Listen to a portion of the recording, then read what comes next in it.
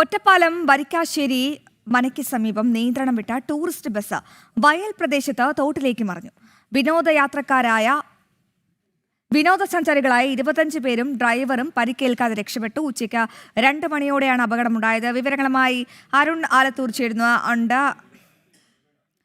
അരുൺ, എപ്പോഴാണ് ഈ അപകടമുണ്ടായത്? ഈ അപകടമുണ്ടാകാനുള്ള കാരണം എന്താണ്? ഈ 25 യാത്രക്കാർക്കും പരിക്കുണ്ടോ? എങ്ങനെയാണ് ഏറ്റവും പുതിയ വിവരങ്ങൾ? ഇന്നുച്ചയ്ക്ക് 2 മണിയോടുകൂടിയാണ് അപകടമുണ്ടായത്. ഒറ്റപ്പാലം വരിക്കാശ്ശേരി മനയ്ക്ക് സമീപമാണ് നിയന്ത്രണം വിട്ട ടൂറിസ്റ്റ് ബസ് വയൽ പ്രദേശത്തെ തോട്ടിലേക്ക് മറിഞ്ഞത്. ഈ ബസ്സിനകത്താണെങ്കിൽ 25 വിനോദസഞ്ചാരികളും ഒപ്പം ഡ്രൈവറും ഉൾപ്പെടെ ഉണ്ടായിരുന്നു. പക്ഷേ ഇവരൊന്നും അപകടത്തിൽ പരിക്കേൽക്കാതെ രക്ഷപ്പെട്ടു എന്നുള്ളതാണ്.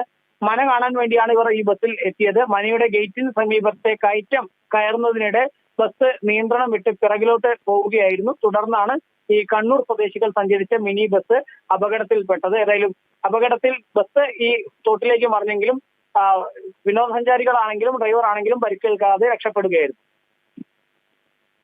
ശരി അരുൺ, വ്യക്തമാണ്. ഒറ്റപ്പാലം വരിക്കാശ്ശേരി മനയ്ക്ക് സമീപം ഈ മന കാണാനെത്തിയവരുടെ ബസ്സാണ് നിയന്ത്രണം വിട്ട ഈ തോട്ടിലേക്ക് മറിഞ്ഞത്. എന്നാൽ ആർക്കും പരിക്കില്ല, ആശ്വാസകരമാണ്. തലനാരിഴയ്ക്കാണ് ഒരു വലിയ അപകടം ഒഴിവായത്.